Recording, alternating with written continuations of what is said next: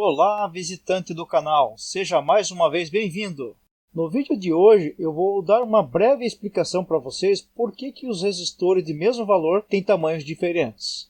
Mas antes de entrar no assunto sobre o tamanho dos resistores propriamente dito, eu quero fazer uma breve revisão com vocês sobre o código de cores dos resistores. Eu te convido a dar uma olhadinha nas imagens e notar que a maioria dos circuitos eletrônicos é carregada de resistores, dos diversos tipos e diversos tamanhos.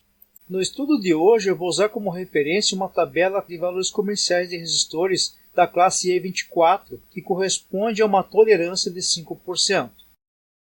Conforme eu te ensinei em vídeos anteriores, e você pode verificar também na tabela, a série E24 é composta de 24 resistores por década, cuja sucessão de valores nominais de resistência se ajusta a uma progressão geométrica conforme a fórmula abaixo, onde N maiúsculo é o valor nominal da resistência na posição N minúsculo, que significa valores entre 1 a 24, e K é o coeficiente relacionado com a tolerância, que no nosso caso entra o número 24 correspondendo a 5%. Vamos tomar como exemplo o resistor da posição 16. A fórmula vai ficar assim: N é igual a 10 elevado a 16 menos 1 dividido por 24. Resolvendo a questão fica N igual a 10 elevado a 15 sobre 24. N vai ser igual a 10 elevado a 0,62. E N vai ser igual a 4,46, que dá um valor aproximadamente de 4,3. Este número se refere ao código que é inserido em cada resistor, que corresponde à faixa 1 e faixa 2.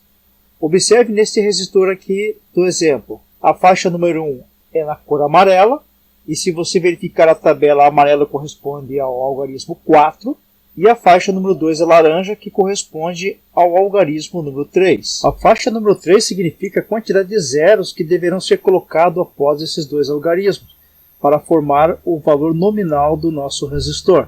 E a quarta faixa corresponde à tolerância do nosso resistor. No nosso caso, faixa dourada significa 5% de tolerância. Se você quiser saber mais detalhes sobre os códigos de cores dos resistores e as suas faixas, eu te convido a assistir a playlist sobre o estudo dos resistores.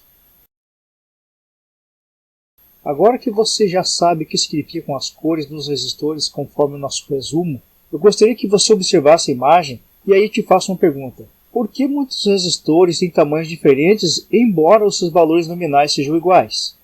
Para responder a esta pergunta, é importante você conhecer um conceito chamado de ampacidade.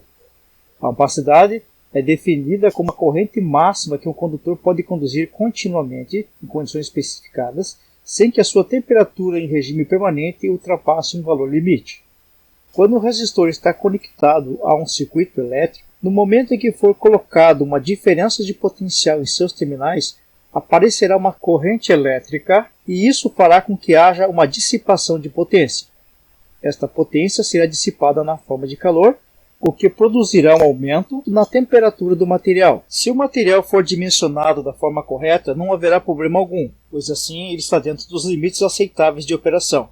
Mas caso haja necessidade de mais corrente elétrica circulando pelo circuito, haverá necessidade de um aumento na seção transversal do condutor, porque à medida que aumenta-se a corrente, aumenta-se também a dissipação do calor.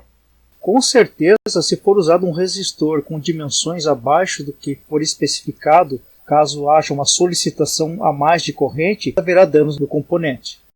Para ser resolvido este problema, é tomada como base a segunda lei de Ohm, que corresponde aos fatores que interferem na resistência elétrica. Esta lei estabelece que a resistência depende da espessura e do comprimento do condutor e do material de que ele é constituído, indicando ainda que é diretamente proporcional ao seu comprimento e inversamente proporcional à sua espessura.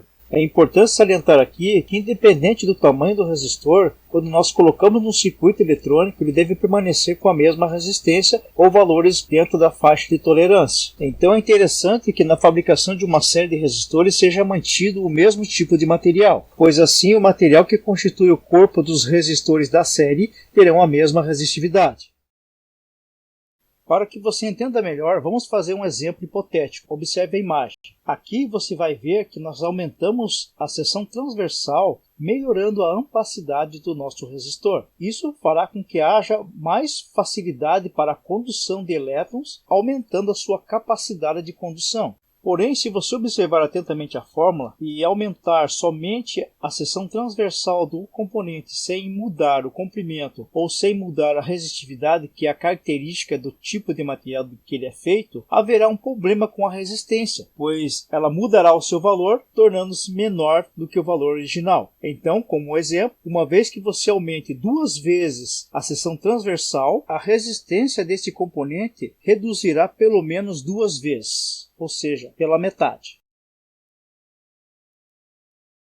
Para que seja resolvido este problema de variação brusca de resistência, é interessante que no processo de fabricação, caso o fabricante dobre a seção transversal do componente, ele também na mesma proporção dobre o comprimento deste componente. Isso garantirá a resistência original, dentro dos limites aceitáveis da sua tolerância. Eu quero reforçar que este aqui é um exemplo hipotético. Na nossa ilustração, nós estamos usando como referência o corpo externo do componente. Então ali você pode ver que nós dobramos a área e também nós dobramos o comprimento literalmente. Mas na verdade o que acontece é na parte interna dentro deste corpo que você está vendo aí.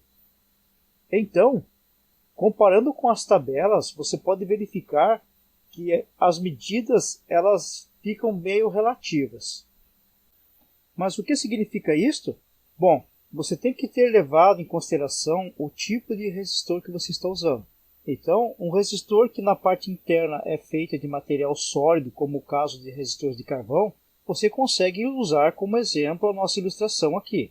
Mas quando você tem resistores que são feitos de fio enrolado, então, mesmo que você dobre o diâmetro e aumente o comprimento, fisicamente você não consegue verificar essa mudança, ou seja, essa mesma proporção na parte externa, por causa do formato do espiral que há dentro do corpo do componente. Então, dobrando-se o seu comprimento, na verdade a parte externa não vai dobrar na mesma proporção. Mas não se preocupe quanto a isso. O objetivo do vídeo aqui é dar uma ideia de como funciona a coisa. Na prática, o que você precisa é ter um medidor, um parâmetro, uma régua e comparar as medidas dos componentes na parte externa. Então você pega uma tabela, né, e através da tabela você tem as referências ali de qual que vai ser a potência dissipada daquele componente. Agora você já sabe porque os resistores têm tamanhos diferentes. De acordo com a potência de cada resistor, ele terá um tamanho diferente. Mas não precisa se preocupar em fazer cálculos ou coisa parecida. O importante é que você entenda que, na dúvida, você pode pegar a tabela, fazer a medição do componente e comparar com os valores ali. Aí você terá um comparativo correspondente ao tamanho do resistor e à sua potência dissipada. E também para facilitar, quando você vai fazer a compra de um resistor novo, é só fazer o pedido da potência que você quer para o vendedor, e com certeza ele vai te dar um tamanho correspondente ao que você pediu. Bem pessoal, por enquanto é só. Eu aguardo vocês em outro vídeo onde eu estarei falando sobre os 3 tipos principais de resistores. Assim você vai conhecer como é construído a parte interna dos resistores. Então, obrigado por assistir e até a próxima.